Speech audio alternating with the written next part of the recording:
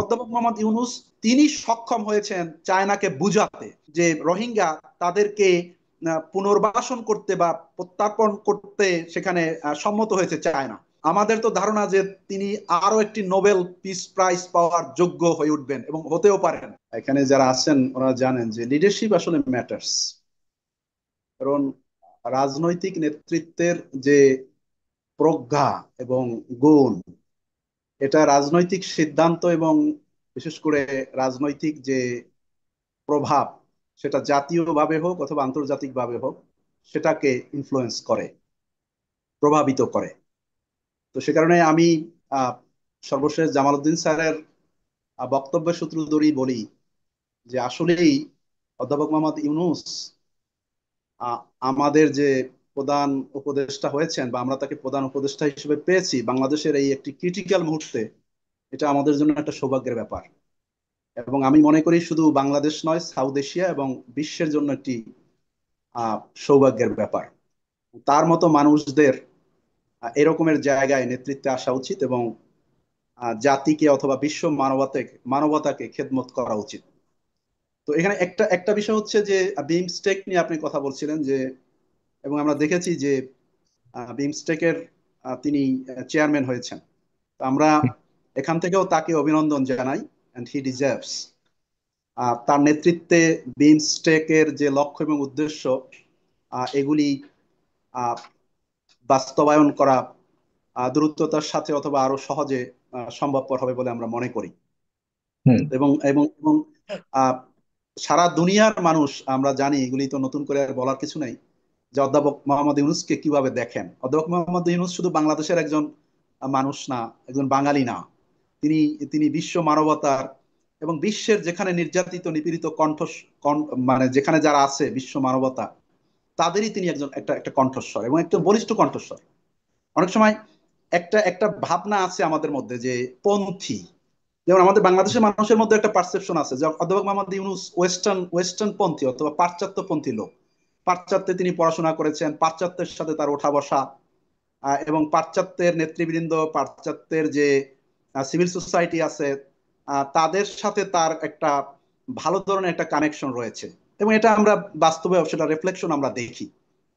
তো কিন্তু শুধু তিনি পাশ্চাত্যের না, পাশ্চাত্যের বাইরে আপনি এশিয়া, আফ্রিকা, ল্যাটিন আমেরিকা, প্রায় সর্বত্র কিন্তু তার একটা গ্রহণযোগ্যতা রয়েছে।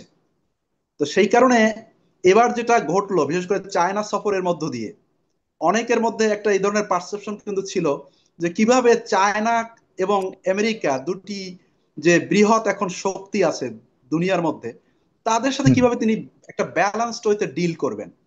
কারণ আমাদের একটা ধারণা আছে, এবং বাংলাদেশ কেন, মানুষের মধ্যে একটা ধারণা আছে চায়নার সাথে আমেরিকার হলো শত্রুতা, এবং হুম। চায়নার যে রাইজ এবং চায়নার যে ইনফ্লুয়েন্স, এটাকে আমেরিকা ভালোভাবে দেখে না। পলিটিক্যালি যাই হোক না কেন, কিন্তু এট দ্য সেম টাইম চায়নার সাথে আমেরিকার সম্পর্ক কিন্তু ভালো। অর্থাৎ চায়নার সাথে আমেরিকার সম্পর্ক হচ্ছে একটা স্ট্র্যাটেজিক পার্টনারশিপ, অর্থনৈতিক ক্ষেত্রে অথবা অন্যান্য যে জায়গাগুলি রয়েছে। যেমন আপনি আপনি জানেন যে আমেরিকাতে চায়নার প্রায় সেভেন্থ জেনারেশন আছে হুম। চাইনিজরা, এবং আমেরিকা সহ পৃথিবীর বিভিন্ন দেশে কিন্তু, বিশেষ করে ইউরোপে, আপনি সব জায়গায় একটা চায়না টাউন দেখতে পাবেন। তার মানে হোয়াট ডাজ ইট ইন্ডিকেট? এটা ইন্ডিকেট করে যে চায়নার যে, মানে কি বলবো, যে শুধু পিপল না, তাদের যে মানে জেনারেশন আফটার জেনারেশন তাদের যে ইনফ্লুয়েন্স সারা পৃথিবীতে ছড়িয়ে ছিটিয়ে আছে। তো কাজেই যাদের এরকম এক ধরনের ধারণা আছে যে চায়নার সাথে বোধহয় আমেরিকার যুদ্ধ লেগে গেল, অথবা চায়নার সাথে আমেরিকার একটা, মানে কি বলে, সাপে নেউলে দা কুমড়ো একটা সম্পর্ক, এই এই এই ধারণাটা বোধহয় ঠিক না। রাজনীতিতে প্রভাব বলয় তৈরি করা, প্রভাব বিস্তার করা, এটা এটা থাকে, এটা থাকবে, কিন্তু এর মানে এই না যে একটা পন্থী হয়ে যেতে হবে। অধ্যাপক মোহাম্মদ ইউনূসকে এক্ষেত্রে আমি এই জন্য ধন্যবাদ দিতে চাই যে তিনি, এটা সত্য যে ওয়েস্টের সাথে তার একটা খুবই ভালো সম্পর্ক রয়েছে, এবং মার্কিন প্রেসিডেন্ট কিভাবে তাকে অ্যাকসেপ্ট করেন, অথবা ওয়েস্টার্ন যে media, western government, western administration, western civil society, সেটা আমরা ভালোভাবে জানি। এট দ্য সেম টাইম আপনি দেখেন যে চায়নাও কিন্তু অধ্যাপক মোহাম্মদ ইউনূসকে সেভাবে রিসিভ করেছেন। আমি হুম। এক্ষেত্রে অধ্যাপক মোহাম্মদ ইউনূসের যে, মানে তার মেধা, তার দক্ষতা, তার যে চিন্তা, এটা দিয়ে কিন্তু চায়নাকেও তিনি ইনফ্লুয়েন্স করতে পেরেছেন। তো কাজেই আমরা আমরা আমরা যদি রোহিঙ্গা রোহিঙ্গা প্রসঙ্গটাই আমরা দেখি, যে স্যাররা বলছেন, খুবই কারেক্টলি বলেছেন যে রোহিঙ্গা যে সমস্যা, এই এই যে সমস্যাটি, এই সমস্যাটির সমাধান করার ক্ষেত্রে পণ্ডিতেরা বারবার বলে আসছেন যে ক্ষেত্রে শুধু বাইলেটারালি বাংলাদেশের গভর্নমেন্টের পক্ষে এটা সম্ভব নয়। এর এর সাথে যে মাল্টিল্যাটারাল রিলেশনস রয়েছে এবং মাল্টি মাল্টি যে অ্যাক্টরস আছে, স্টেট অ্যাক্টরস এর সাথে জড়িত আছে। বিশেষ করে অন্যতম প্রধান হচ্ছে চায়না, এবং চায়নার একটা বিরাট প্রভাব রয়েছে মায়ানমারের উপরে।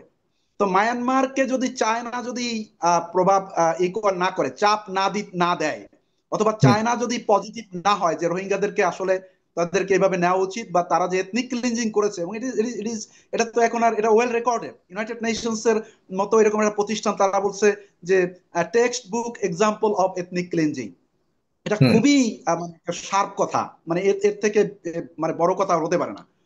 তো সেই রকমের একটা জায়গায় আমরা জানি যে চায়না মায়ানমারকে একটা সাপোর্ট দিয়ে আসছে, আর সাথে সাথে ইন্ডিয়াও একটা সাপোর্ট দিয়ে আসছে।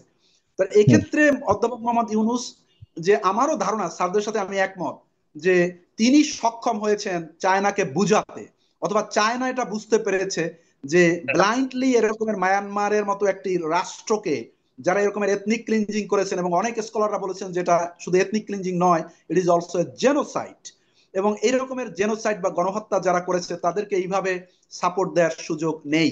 এবং এক্ষেত্রে অধ্যাপক মোহাম্মদ ইউনূস তিনি সাকসেসফুল হয়েছেন আমি বলবো এই জন্য যে তিনি চায়নাকে সম্মত করাতে পেরেছেন। ইটস নট এ জোক, যে আপনি শুরুতেই বলেছিলেন যে একটা বিরাট সংখ্যক যে রোহিঙ্গা তাদেরকে পুনর্বাসন করতে বা প্রত্যার্পণ করতে সেখানে সম্মত হয়েছে চায়না। তো এটা যদি বাস্তবে ঘটে, এবং আশা করছি আমরা এটা ঘটবে, এবং গ্রাজুয়ালি এই সংখ্যাটা আরো বাড়বে, এবং আমরা প্রত্যাশা করব যে যারা আজকে দেশ ছাড়া হয়েছে, হোমলেস হয়েছে, রোহিঙ্গারা স্টেটলেস হয়েছে, এবং বাংলাদেশ সহ সাউথ ইস্ট এশিয়া, এমনকি কিছু ইন্ডিয়াতেও তারা আশ্রয় নিয়েছে, তারা অবশ্যই দেশে ফিরে যাবে। এবং এটা যদি সম্ভব হয়, তাহলে অধ্যাপক মোহাম্মদ ইউনূস, আমাদের তো ধারণা যে তিনি আরো একটি নোবেল পিস প্রাইজ পাওয়ার যোগ্য হয়ে উঠবেন, এবং হতেও পারেন। এটা অসম্ভব হবে না, এবং তার সেই ক্যাপাসিটি আসলে আছে। তো আরেকটা বিষয় হচ্ছে যে ইন্ডিয়ার বিষয়টা, যে আমরা দেখছি যে ইন্ডিয়াও কিন্তু মায়ানমারকে তাদের স্বার্থের কারণেই হোক আর যে কারণেই হোক, তারা কিন্তু সাপোর্ট দিয়ে আসছে। এর আগের যে রিজিম ছিল তাদের সাথে খুবই ভালো সম্পর্ক ছিল আমাদের রিজিমের সাথে, ইন্ডিয়ার সাথে, কিন্তু তারপরও কিন্তু সেইভাবে বাংলাদেশের পক্ষে ইন্ডিয়া কিন্তু ভূমিকা পালন করে নাই। এবং যেহেতু জামাল স্যার কারেক্টলি বলেছেন যে আমাদের সাথে ইন্ডিয়ার, যদি এখন নরেন্দ্র মোদী বলতেছেন যে আমরা কোনো দলের সাথে বা কোনো গোষ্ঠীর সাথে, আমরা ব্যক্তির সাথে সম্পর্ক করব না, আমরা বাংলাদেশের সাথে সম্পর্ক করব, কিন্তু এই বোধোদয়টা বোধহয় ইন্ডিয়ার আরো আগে হলে আরো ভালো হতো।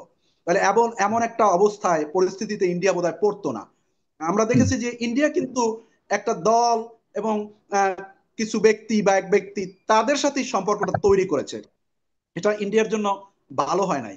যে কারণে আমরা দেখেছি ইন্ডিয়ার সাথে বাংলাদেশের একটা বিরাট দূরত্ব ইতিমধ্যেই তৈরি হয়েছে, এবং শুধু স্টেট লেভেলে হয় নাই, এটা পিপলস লেভেলে কিন্তু এটা হয়েছে। তো কাজে এটা ভালো, এই এই এই এই বোধ যদি উদয় হয় তাহলে সেটা ভালো হবে। এবং আমরা তো চাই না যে ইন্ডিয়ার সাথে খারাপ ধরনের সম্পর্ক করতে। ইন্ডিয়া আমাদের একটা প্রতিবেশী, কিন্তু যে কথাটা স্যার বলেছেন যে যে সম্পর্কটা আমাদের সমতার ভিত্তিতে হওয়া উচিত, ন্যায্যতার ভিত্তিতে হওয়া উচিত। ওই যে হেজিমনিক যে অ্যাটিটিউড, এটা বোধহয় এটা থাকা এটা উচিত না। এটা আর থাকবে না বলেই অনেকে মনে করেন।